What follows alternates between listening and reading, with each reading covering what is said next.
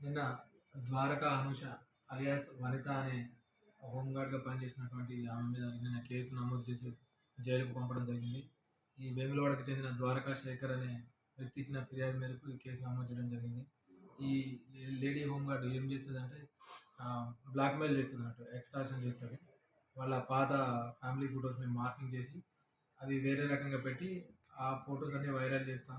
నువ్వు నాకు 5,00,000 ఇయ్యకపోతే నిన్ను ఈ ఫోటోస్ అన్ని వైరల్ చేసి నీ పరువుకు భంగం కలిగించే విధంగా అట్లా చర్యలు చేపట్టడం అవన్నీ మా దృష్టికొచ్చి అతను ఫిర్యాదు చేయడంతో ఆమె మీద నిన్న కేసు చేసి రిమాండ్‌కి పంపించడం జరిగింది. గతంలో ఏమన్నా కంప్లైంట్స్ ఉన్నాయా అనూష?